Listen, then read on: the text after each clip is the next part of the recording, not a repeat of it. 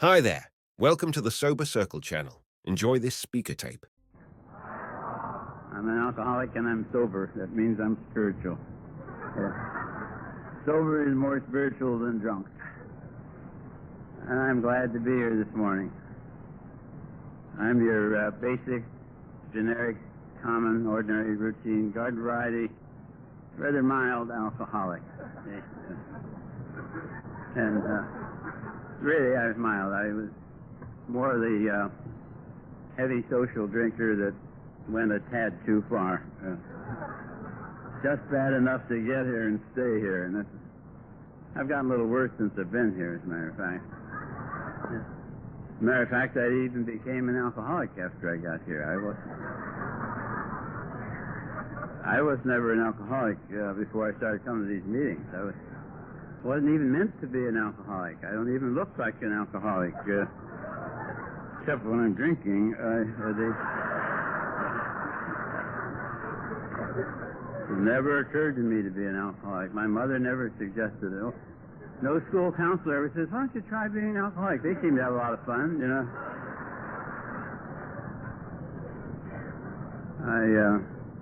In fact, I wasn't, as I say, alcoholic. I'd been coming to these meetings for 7 months, and I picked it up here. That's where you get alcoholism, places like this. Before I became an alcoholic, I was all the time finding myself accidentally drunk. Now that I'm an alcoholic, I don't even drink.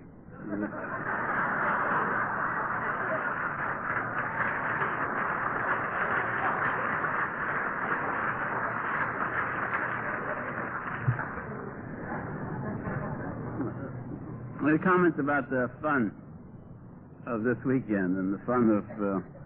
I come to AA for the fun of it. I thoroughly enjoy AA. I find staying sober both easy and a lot of fun. I'm reminded of the gal, I didn't hear her say it, but she was quoted as having said that she used to drink for the fun of it. And she drank for the fun of it until it became a habit. And she drank out of habit until she had to drink. And then she had to go to AA, and she went because she had to until it became a habit. And she was a habit long enough, now she comes for the fun of it. And then, it's pretty much the way my thing is today. God, I can't think of any disease that's more fun to get over than this one. That entertainment last night and the whole thing is just a joy. If you're not enjoying your sobriety, if I'm not enjoying my sobriety, I'm not doing it right. And if I'm not enjoying life, I'm not doing it right. There were comments about the talks. I just loved hearing Angie the first night and Keith and all the talks. Max talked first afternoon, Friday afternoon, told a bunch of those Al-Anon people a perverted version of my story. She likes to insist that her version is the sober version, but I like my version better. Our leader said she didn't know where to say I was from. We came down here from Redmond, Washington. It occurred to me that we had flown down here. For most of the years of my life, my adult life, I was doing everything I could to hide my drinking. I was in the practice of medicine, and I was trying so hard to not let people know how much I drank or what my life was like. And I spent all my time trying to hide that. I never drank, hardly ever drank in bars. I drank alone at home and so on. I hid my life as much as I could. And now here, 18 years later, I fly all the way from Redmond, Washington down here to tell a couple of thousand people my deepest, innermost secrets and everything I was afraid of. And somehow it keeps me sober. And everything is the reverse of what it always was. But anyway, I'm originally from California, or originally from Ohio, but I got sober in California. And in 48 days, but who's counting, we're going to move back to California, to Laguna Niguel. And speaking of that, Tom here said that just before the meeting, he said that on December the 2nd of this year, he's going to have his first birthday. And I thought, that's really terrific. And on the December the 2nd of this year, Max and I will have been married 46 years.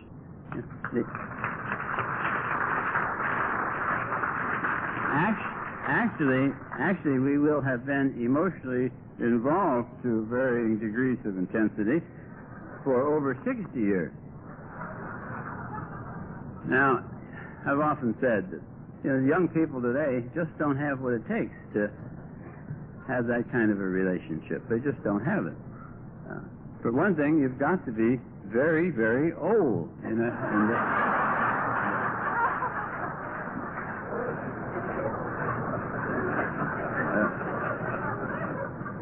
But if they can make it, if Angie says the way to be an old-timer is you don't drink and you don't die. And have a relationship like Max and I, you don't drink, don't die, don't drug, and don't divorce. And anybody can make it. And so we'll be celebrating that just before we move back to California. What I started to say was in California, the meetings I used to go to, and the ones I want to go back to, always have meetings start out with a show of hands. And I haven't had that recently, so I'd feel much better if we could have all the alcoholics. Please raise your hand. Oh, terrific. Yeah. We definitely have a quorum. We can go on. What about those other people? I know there's Al-Anons here. I can feel the vibrations. Could we see the hands of all the Al-Anons? Don't be ashamed now. Put your hands up. That's enough. That's enough. That's enough. That's enough. Al-Anons are quickly addicted to compliments, yes. Don't laugh. Don't laugh. No. Don't. You should never laugh at the Al-Anons. No, you shouldn't. Our book speaks very kindly of them. It says they're not at fault. They seem to have been born that way,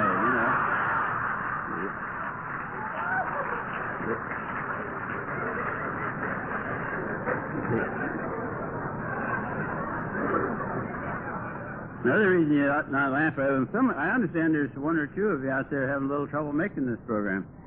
And you might want to look into Al-Anon. They have our entire program, steps, traditions, everything. They have the entire program, and they can drink, too.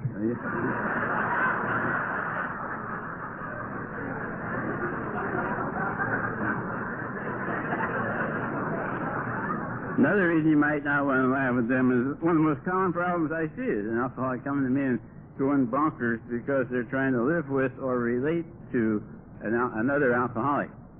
And it never occurs to them. They're blind to the fact that Al-Anon provides the answer for that, as I was to the fact that AA provided the answer for me to my drinking. And when you suggest Al-Anon to them, they get real insulted. Why would I go to Al-Anon? I'm in AA. And the only reason I can think of is that is when you get to the AA, you've pretty well reached the bottom of the social ladder. You've got to have something lower than that.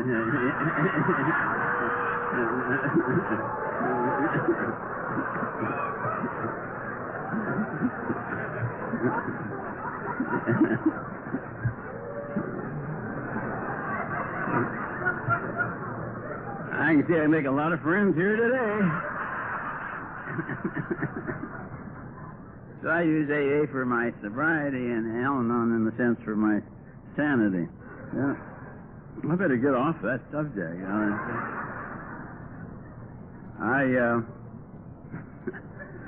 I said I was an alcoholic in hell. I don't even know what an alcoholic is. I don't need to know what one is as long as I know that I is one.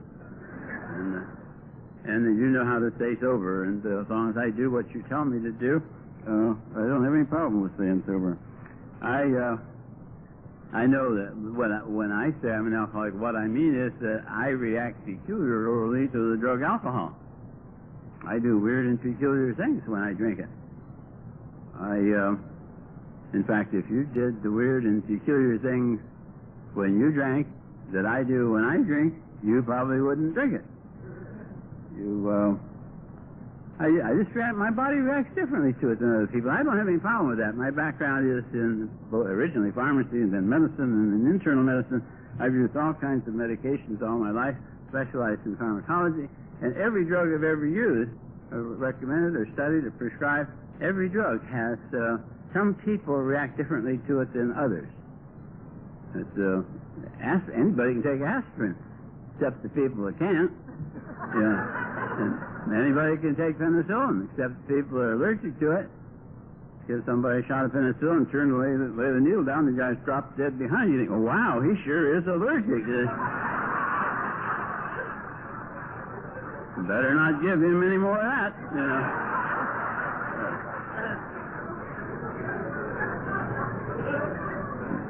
They sure got a lack of willpower, Yeah.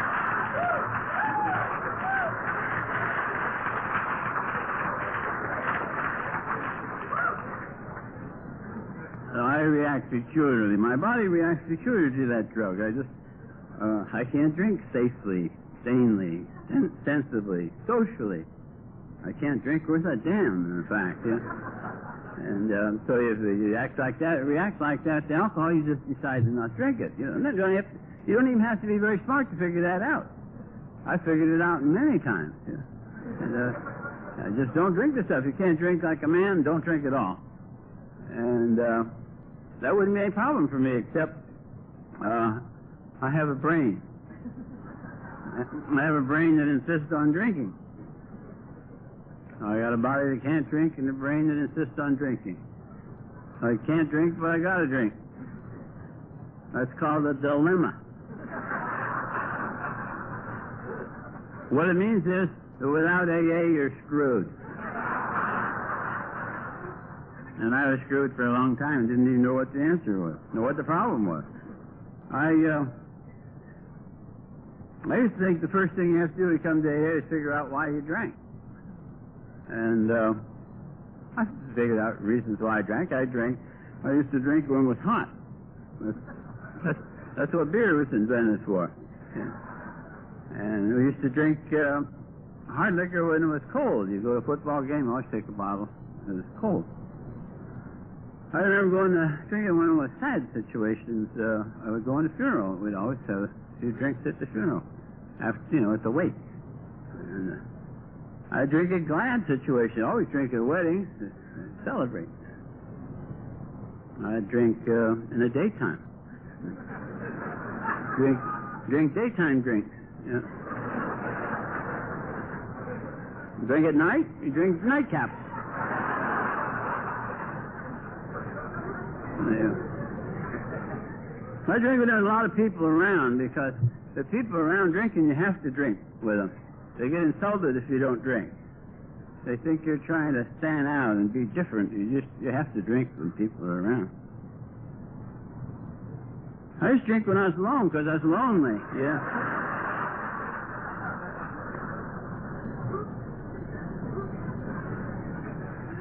Sometimes I drink it just because it was there. Yeah. You open the refrigerator, say, here I am on the second shelf. I hadn't even planned to get any when I went to the refrigerator, but there it was. You did good. I used to go out and buy some, of course there wasn't any there. You never know when somebody's going to come by,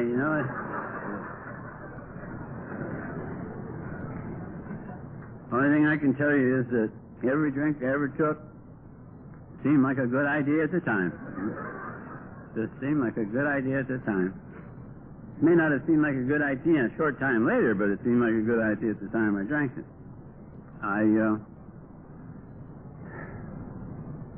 It seems as though, again, just looking back on it, I had no awareness of this at the time, but it seems like I drank for the physical and the mental effect, in a sense. Or at least I used it. It seems like, well, for instance, I would used to go to church dinner dances. And I've always hated church dinner dances. I hate them because there are people there. They expect you to talk to them. I don't know how to talk to people. And he said, what are you doing standing up there talking now? And I said, well, that's what keeps me sober. Plus, the fact, I guess all those pep pills that Nancy was talking about haven't worn off yet. But I used to relax mentally, and I could talk to people at these church dinner dances. I would relax physically, and I could dance. Today, I don't drink, and I don't dance. But I would go to the church dinner dances, have a few drinks before I went there, be very careful not to drink more than 2 drinks while I was there. I would relax mentally, and I could talk, or relax physically, I could dance, and it was just fine. And I'd come home and drink afterwards so I could get to sleep, because I always drank to get to sleep. I was born with congenital insomnia. But it seems like those two got out of sync over a period of years. And again, just looking back at retrospect, I would find that I would get too relaxed physically, and I would hadn't even begun to relax mentally yet, and I would get too relaxed physically. Might show up in my voice, and I would talk very slowly and carefully, so nobody would notice. Or I would trip when there was nothing to. I'd find myself lying there on the floor, and my brain would say, "Get up, you fool! These people will think you're drunk." And my body would say, "What do you mean, get up? I'm paralyzed from the ears down." I just paralyzed all over, And being of scientific bent, I would lie there and think, "Isn't that strange, the way alcohol affects me?" I wonder if anybody else is paralyzed like this, I'll have to look into that someday.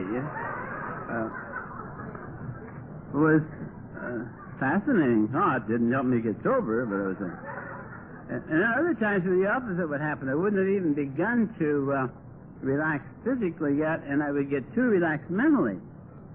It would be like as if all my brain cells would get together and say, what the hell, he's drinking anyhow, let's take the night off. And they'd go on home and go to bed, And my body would go on doing things,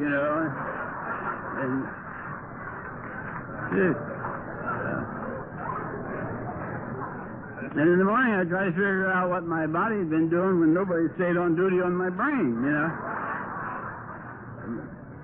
And I used to worry about what I'd done in blackouts until one day I heard Cliff R. from Oceanside say that he used to try to figure out what he did in blackouts. And one day he came to the profound realization that he never, ever had come out of a blackout to find that he had spent the night helping the little sisters of the poor. And so since then, I've never tried to figure out what happened to what my body was doing when my brain didn't stay there to record it. I don't know how to figure that out anyhow. So anyway, I ended up in the nut ward. That's what I ended up in the nut ward of the hospital I was on the staff of.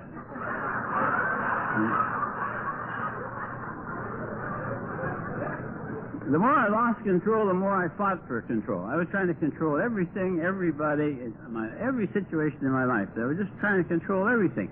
I thought if I live in two worlds, the world inside my skin and the outside world. And I thought if I could control enough for the outside, I'd feel okay on the inside. And it would have worked if Max hadn't kept screwing it up, And I felt she had my wife could drink too, for God's sake. And I love the definition of an alcoholic. An alcoholic is a person who drinks to solve problems created by drinking. Because I was creating the problems, and they were driving me to drink. And I ended up in the nut ward of this hospital, again, sort of trying for control. I spent my time there in the nut ward making lists and orders and directions. Max had been working in the office. I allowed her to work in the office for 20 years because she had done such a good job of working my way through medical school. So I let her stay on in the office, and I was making lists of orders and directions and things for her to do to keep the world running while I was locked up in the nut ward. And today, I admit that's kind of crazy. But not nearly as crazy as her coming back every day for a new list,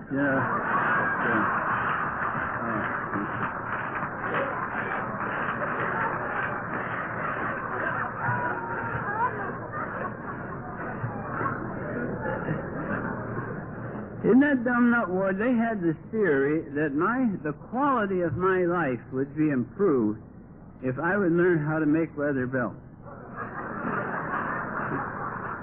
I just could not see that in any way my life would be improved by the fact that I would know how to make leather belts. I just couldn't understand it. And besides, I couldn't understand the instructions. Which was the fault of the occupational therapist, because I've always had the theory that if you don't understand something well enough, you can explain it to me. I understand it, then you don't really understand it all that well. And so I wouldn't make their darn leather belt. It is strange, though, that thank you. That once I went to a few of these A&A meetings, I went back to that hospital, and I'll tell you, I made the most beautiful pair of moccasins you've ever seen.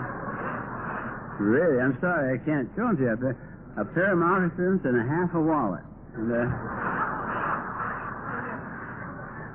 absolutely delightful moccasins. In fact, when I got out of the hospital, I used to wear them every chance I got. I would get home, I'd take off my tie and my shoes and put on my moccasins, wear them around the house, go out and get gas. Whenever they wear out a little bit, I'd repair the tongs and all this other stuff. And they not only wore good and felt good, but they lasted.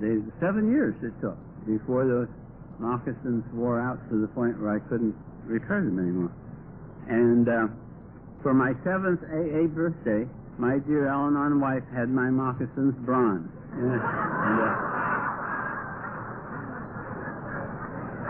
And I just love them. As long as I remember where they came from, I won't have to go back and make another pair, you know. And not nearly as comfortable anymore, but they...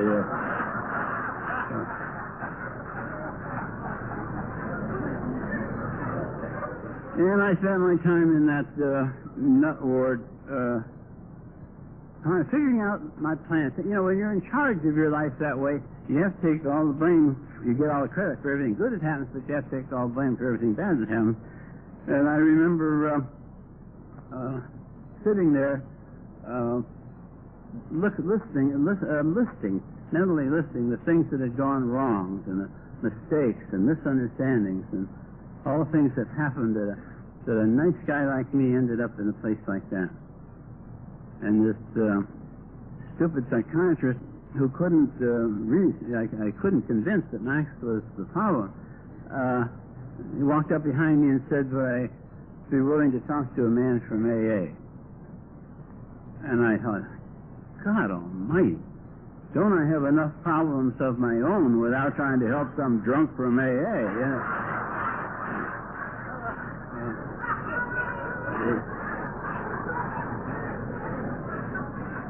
But I could tell by the look in his eye that it was a good idea. When you're on a nut ward, happiness on a nut ward is having a happy psychiatrist. And I was willing to go to any length to make him happy, and I said yes, and he said yes, and in no time at all, I was whisked off to an AA meeting, and I didn't really belong there. I did very soon say, my name is Paul and I'm an alcoholic. And you go, oh, isn't that wonderful? Everybody thought they were just so terrific that I thought that. And I thought, God, I'd have said I was a chimpanzee if I would have turned you on, you know. Whatever the hell, you know. These simple folk, you know. I'll go along with this silliness. And I heard a lot of dumb things, really stupid things. I remember some guy said, I stood at the podium, a big husky guy, and he stood up there and he said, for me, to drink is to die. And I thought, oh, my God, you know. Oh, my God, these people will go to any length to frighten you into joining this thing, you know. Yeah. Here I was, I'd had pancreatitis once, convulsions twice, I thought I was dying of a brain tumor, so I'm passing the nut ward, and I thought you were trying to frighten me. Yeah.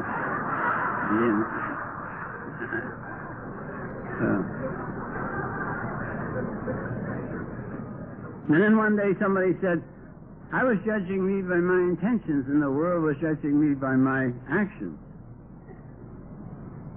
And I was very sorry he said that. Yeah? I'll tell you, I am one of the best intentioned people you'll ever find. I'll match my intentions with any of you.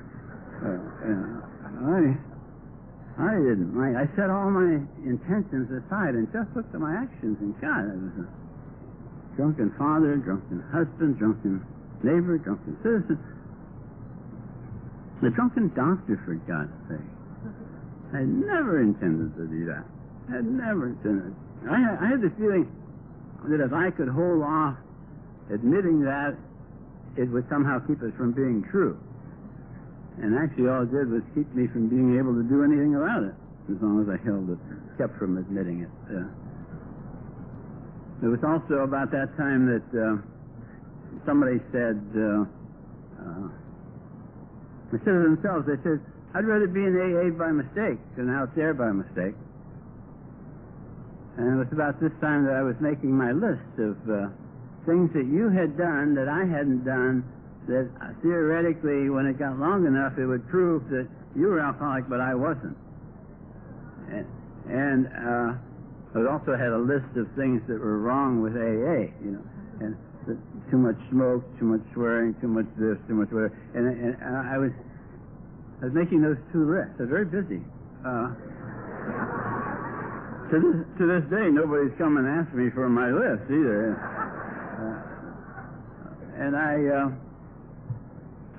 To this day, I am thrilled to listen to drunkalogs. You know, when you talk about being out there by mistake, I'm really fascinated by what alcohol does to people like us, both AA and Al-Anon. I'm really fascinated by what that drug does to people like us and makes us think we're doing it by our own choice. You know, lost a wife and kids? Oh, what the hell, I didn't like him much anyway. Give me another drink, you know. There seems to be no price that we're not willing to pay. It appears to be, but that's our disease. I'm really fascinated by that. Fascinated by this is the most fascinating disease I've ever studied, and I've studied lots of them. You want to know anything about Tsutsugamuchi fever or kwashiorkor? I can tell you about diseases I haven't even seen, but this is the most fascinating one I've ever been involved in. And what does it cost to be in AA? What does it cost to stay sober? You know, it's the cost of doing these steps. I see a lot of people who try to stay sober on really good intentions. I see a lot of people who are trying to stay sober on just the meetings. And it is possible to stay sober on just meetings, right up to the time when you get drunk.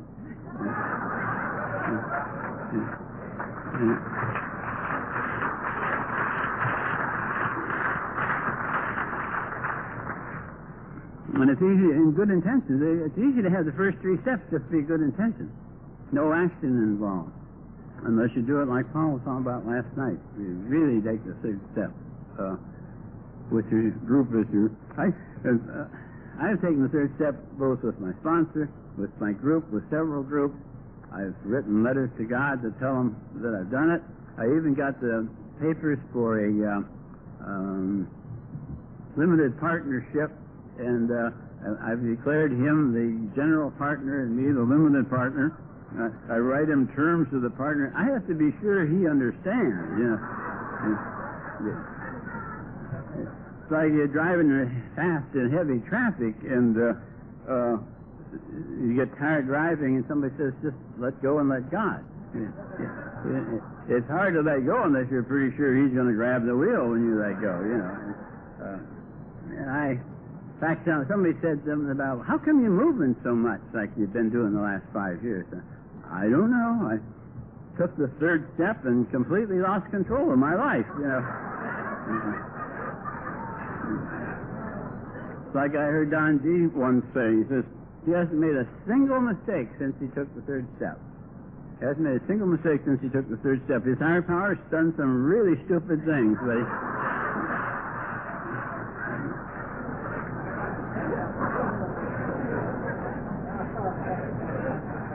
anyway, after 7 months of coming to these meetings, I decided I actually did not only admit that I was alcoholic, but I accepted the fact that even though I hadn't been meant to be an alcoholic, somehow I'd gotten somebody's disease by mistake, at least a mild version of it, and I was able to say to God, okay, God, I've got it, now what are we going to do about it?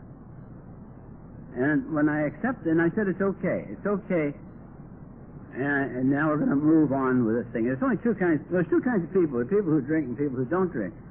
The kind of people who drink, there's only two kinds. There's there are social drinkers and there are alcoholics. And of the alcoholics, there's two kinds. There's practicing alcoholics and recovering alcoholics. So if I'm going to be an alcoholic, I've already been a practicing one. I'd rather try being a recovering one. And if I'm going to be an alcoholic, I'd rather be the right kind. And I decided that I wanted to make it in this program. And all I did is go start running around talking to people. People have been sober longer than I. I say, how do you work this program? How do you stay sober? What do you do? And I talked to people who weren't making it. And I'd ask them the same question. And I do the things the winners do and not do the things that the people who weren't winners are doing. And I would act as if I were in order to become. I used to pretend to be something I wasn't in order to fool you. But now I began to act as if the person I wanted to be in order to become that person. I found depression was always one of my favorite moves. Enthusiastic, I tend to become enthusiastic. If I try to act loving, I tend to become loving. Now, if I act spiritual and do the things that spiritual people do, I tend to become spiritual. And so I can control my life a lot by just acting as if I were the person I want to become. And that's basically what I've been doing in AA, doing the things that the winners do in order to be a winner. And it's really, I find it very simple. And acceptance, I think that's the basis of acceptance. What did I accept when I accepted my alcoholism? As I see it, I accepted the challenge. Instead of denying that that's what the truth was, I accepted the truth. That's what I am. Now what are we going to do about it? When I accepted the challenge of living in the answer instead of living in the problem. I think life asks us at every moment of every day, it's constantly asking the question, are you a victim or are you a hero in your own life story? What role do you want? Victim or hero? And I usually, my reaction usually is, well, no, wait, I want to know why. You tell me why it's this way, and then I'll tell you which role I want. And I find that when I'm asking the question why, I'm sitting in the victim role. I've already made a choice by asking that question. And I need to move on into the hero role in my own life. And if I ever need to know the answer to the question why, it comes to me retrospectively and intuitively when I'm not looking for it. Why is a bad question for me. Anyway, I need to... I find staying sober real easy. I mean, for me to not drink is just real easy. It's real easy for me to not drink. It's been dramatic. AA has been very dramatic in helping me abruptly with my drinking problem. I wish it had been that dramatic in helping me with my thinking problem. My problems today are thinking problems. If I think I have a problem, I have a problem. I've never thought I had a problem and been wrong.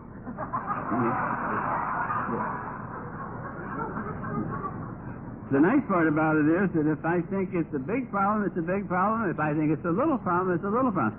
I alone decide the size of my problem. Nobody else makes that decision for me today.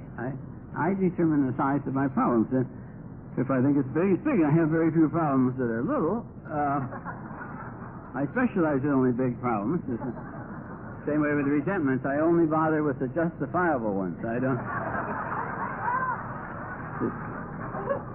Mine are justifiable, Max's are frivolous.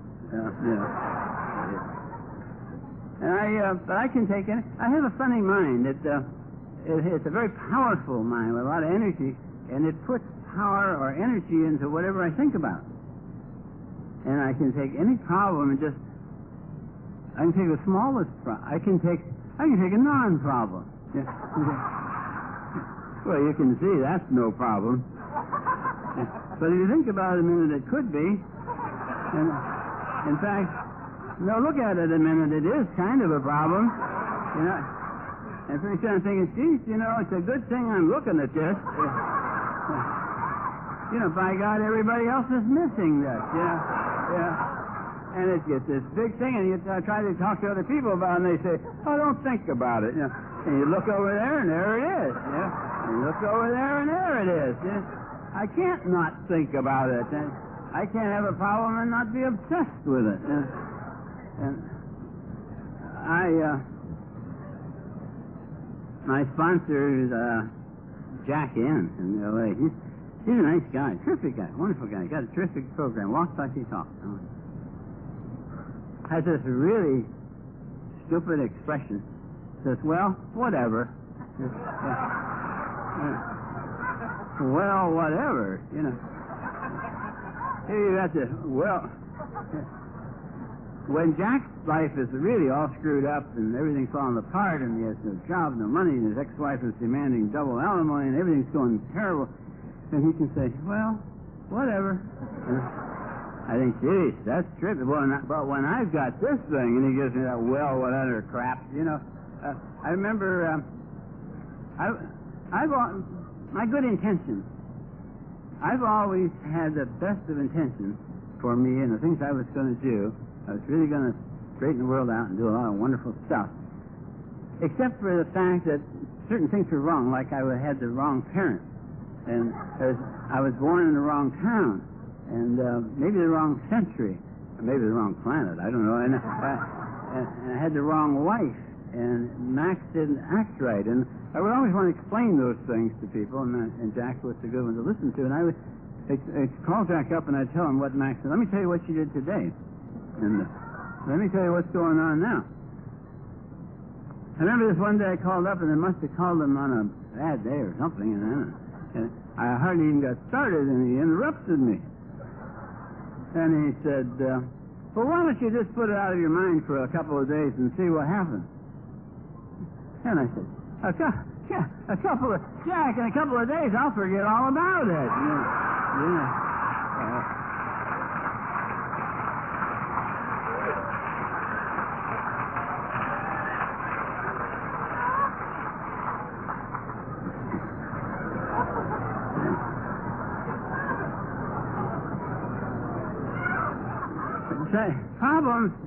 Problems need a lot of care. The problems are like a delicate plant. They need a lot of care, a lot of nurture, a lot of water, a lot of fertilizer. Yeah. You have to really care for your problems. Have you ever had a problem that was so delicate and such a work of art that you couldn't leave it long enough to go to a meeting? Yeah. Oh, no, I'm not going to the meeting tonight. I have to stay home and babysit this problem. I have to think my way out of it, you know. Can't act my way out. I got to think my way out. As a matter of fact, that's what happens with me. I'll have this big problem, can't get rid of it, and then finally the phone will ring. And it'll be somebody I'm sponsoring with some really stupid little problem. Yeah. Have you ever noticed what silly things people get upset about?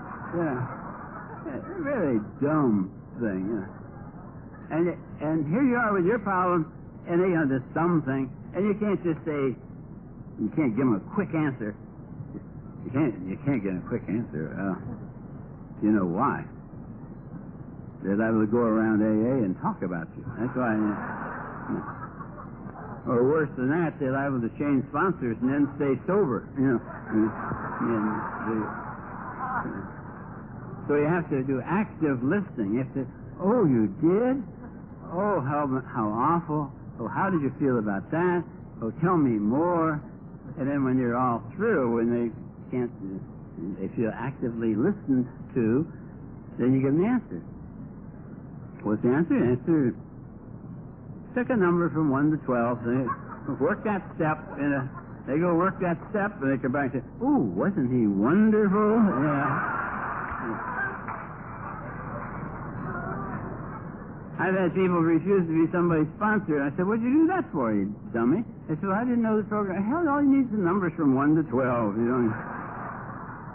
In fact, you don't know what else to do. If you think up something creative, I've done that. I tell somebody, do that, and then if it works, give me a call. Let me know. I'll try it myself. Yeah.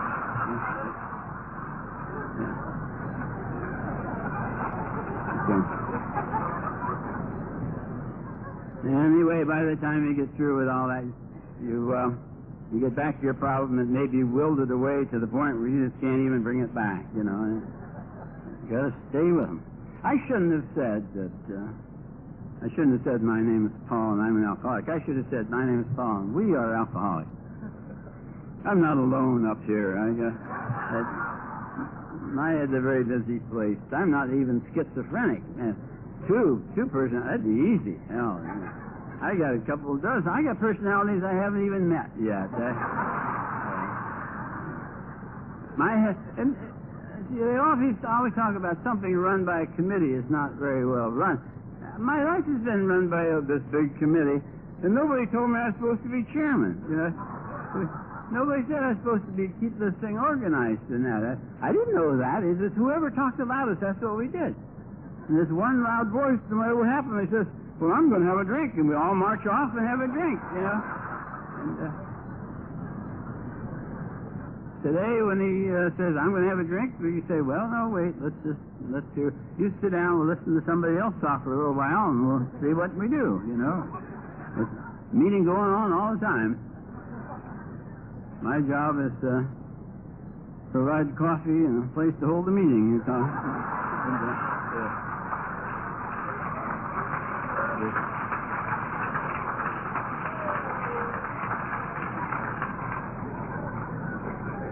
I don't know how you think, but I think in voices. Talk.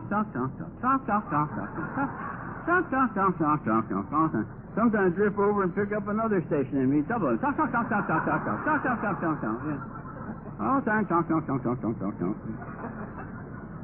Many nights I want to lie down and go to sleep. My head is saying, no, let's lay here and talk about it a while.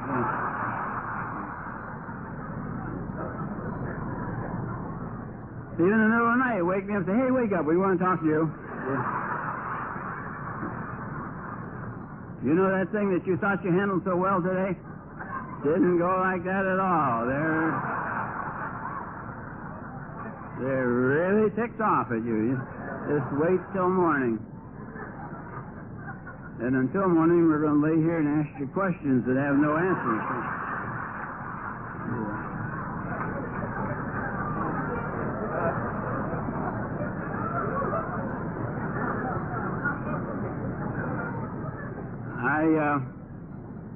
I think one of the things was that the only way I knew this, I felt I had to silence those voices. I didn't know that I was able to organize them and be a chairman.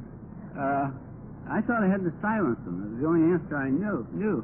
And the only way I knew to silence them was with drugs, with chemicals. Way back in pharmacy school, I found that I would go to school all day, work in the family drugstore all evening, study till midnight, 1, 2 o'clock, go to bed, and be half awake and half asleep, and everything I'd studied would be running through my head, and in the morning I'd be both tired and stupid. I found out that at the end of the study period I could drink a couple beers, jump in bed, sleep real fast, and wake up smart. And honor grades in pharmacy school, medical school, and so on. But with that first beer to solve a living problem, which is what sleeping is a living problem, with that first beer to solve that problem, I entered the world of better living through chemistry. And it worked. It always worked. But what it did is it worked for a shorter and shorter period of time, so it had to be repeated more often. It always had side effects that made me use some other drug to counteract the side effects, and it took more and more to do it, so that it was a progressive thing, going through all the drugs I used. But basically, alcohol and the pills and a few narcotics I took just, like a good idea at the time, I guess. Makes my nose itch when I think of the morphine. And I hesitate to mention Demerol, that I mentioned it at a meeting the other day, and my mind went blank for 60 seconds, and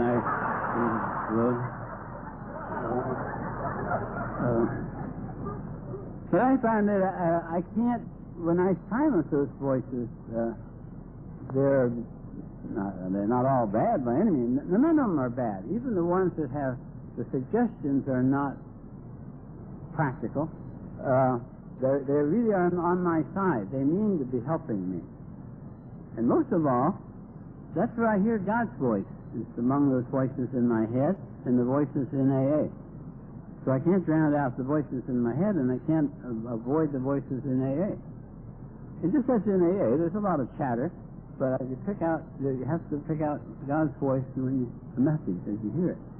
And I say I'd like to stay alert just to do that. Alert to what's going on in here and what's going on out there. And that's where I get God comes to me in spiritual thoughts, and spiritual ideas, and spiritual comfort. In fact, I feel, I have all these different personalities. I have the one that doesn't like Max. It's always saying, did you see what she just said? Are you going to put up with that? What kind of a man would, and there's another one that thinks she's absolutely fantastic. Isn't she beautiful? Doesn't she have thank you. There's one that says, doesn't she have a terrific sense of humor? Isn't she terrific to live with?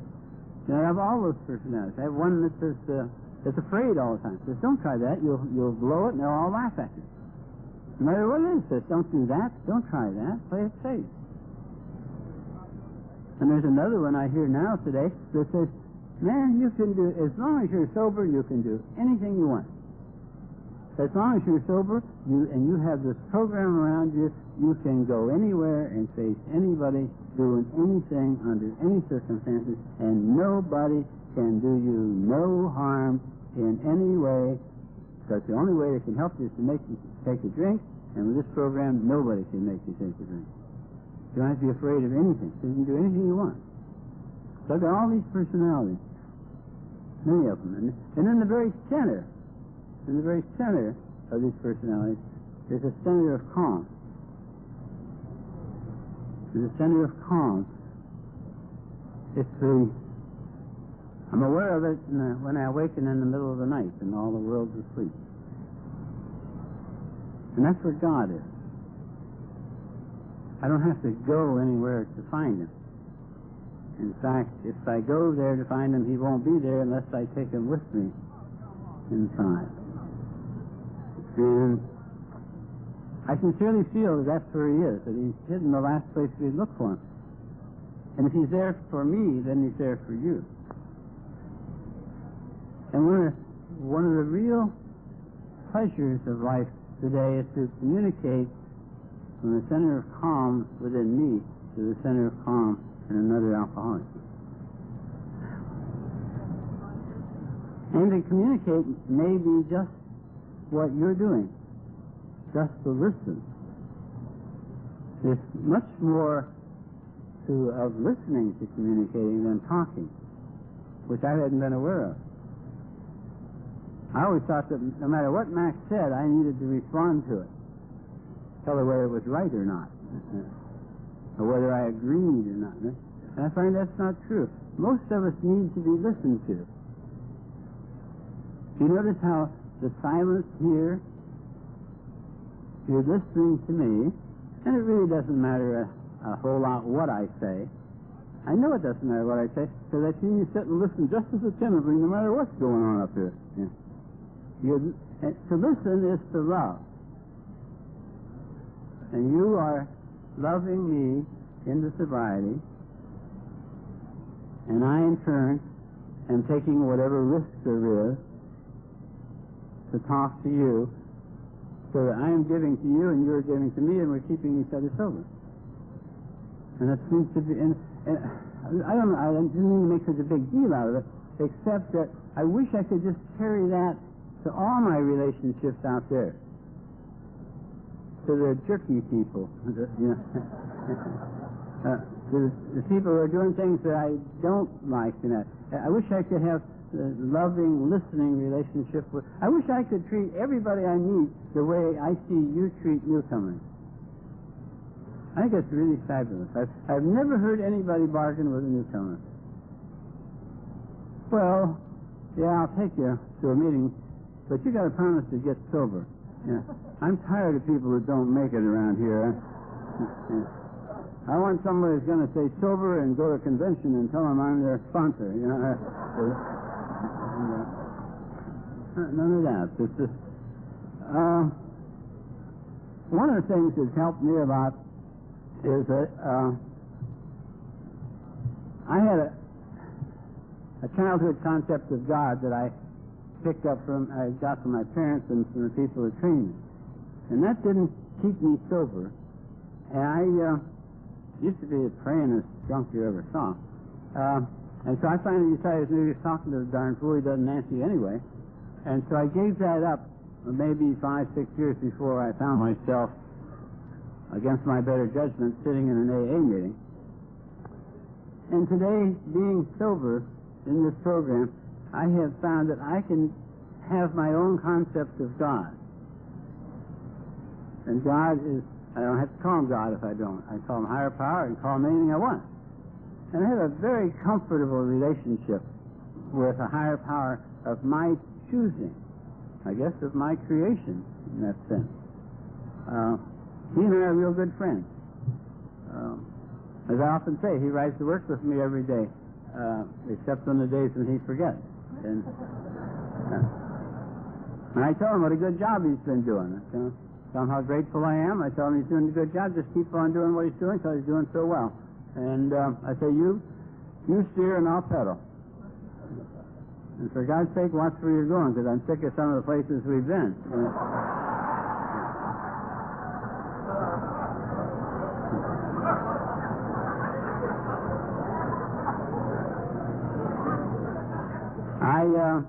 In fact, he and I get along so well, I used to give him long lists of things to do. I give him a long list of things and prioritize. This first, this next, and things to not let happen. And that was prioritized too. For God's sake, don't let that happen. You know? And today I don't give him those lists, so he got a lot of free time, and he doesn't use it all that well.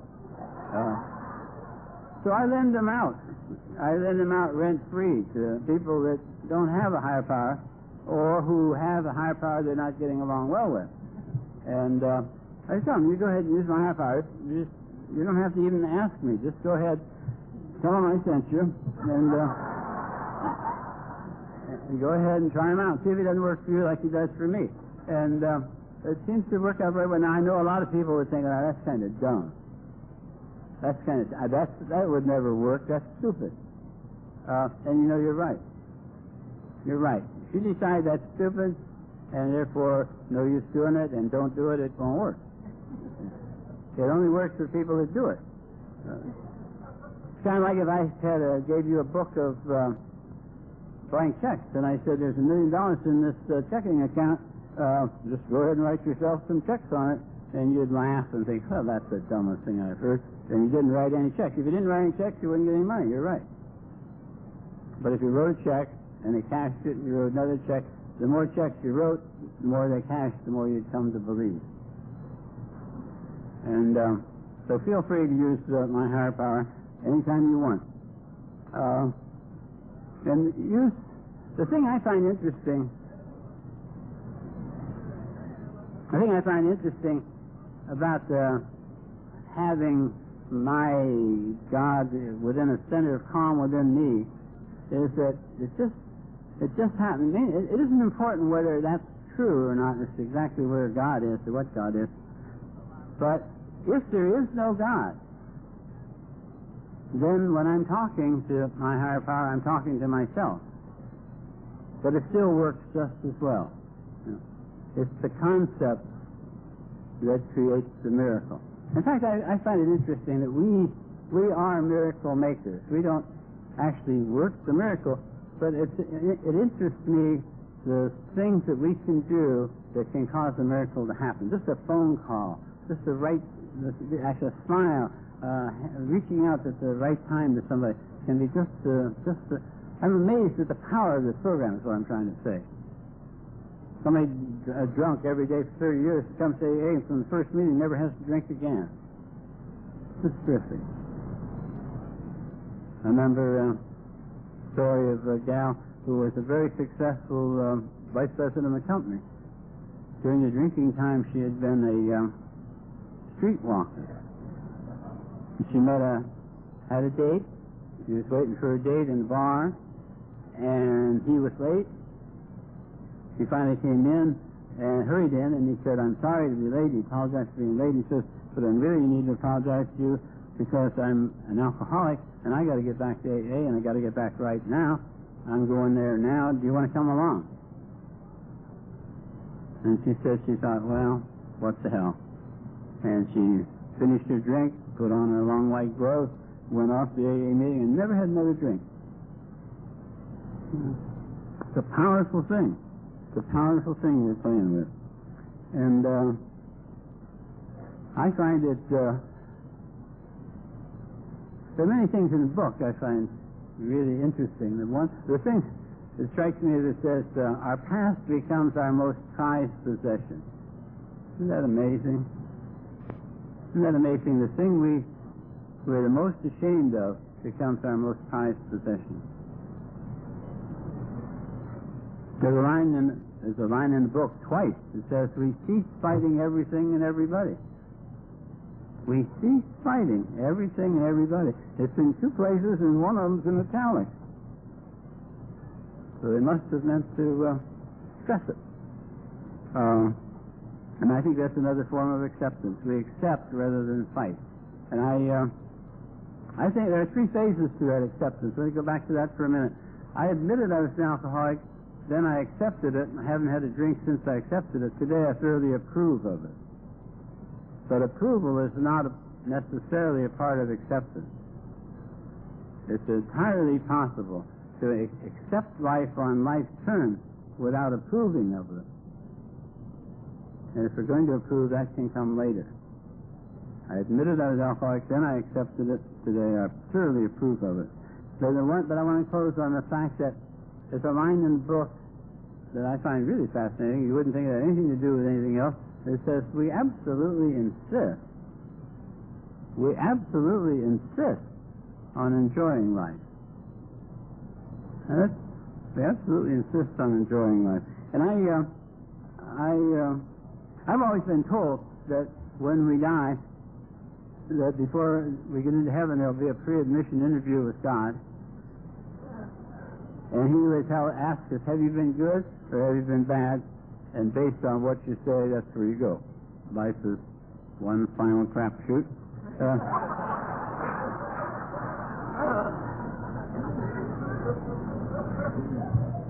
And I know, I've been told that all my life, and I knew they wouldn't tell us that if it weren't true.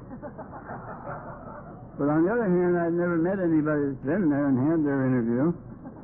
And so I have a right to have my own opinion, and my higher power says it differently.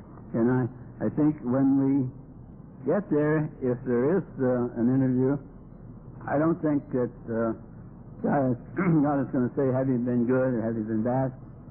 I think he's going to say, I've been working like the devil. I've been working very hard trying to make you happy down there. I've really been wanting you to enjoy it. He said, now, did you enjoy it down there? And if you say, well, if you only told me, God, he'll say, no, never mind, Dad. He says, no, I've been working day and night. I've even given you the AA program, Al-Anon program, the whole thing. I've given you everything you needed. Even though I didn't give you anything you wanted, I gave you everything you needed to enjoy it down there. Now, tell me the truth, did you enjoy it? And if you say, well, not really, God, you probably say, well, if you didn't like it down there, you probably won't like it up here. So you can go down.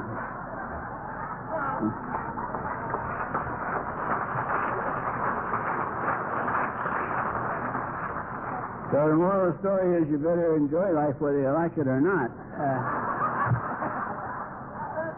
I said I was an alcoholic, and I don't even know what an alcoholic is, but I'm sure not. I'm not proud to be an alcoholic, but I'm sure as hell not ashamed of it. I don't know that I had anything to do with me being alcoholic. You might say, well, I drank too much. I don't accept that necessarily.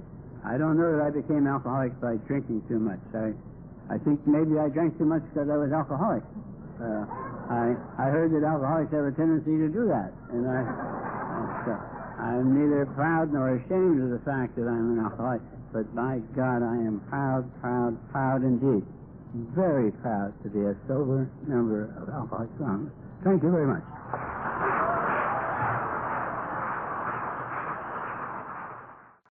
Thanks for listening. Please support the channel by liking and subscribing.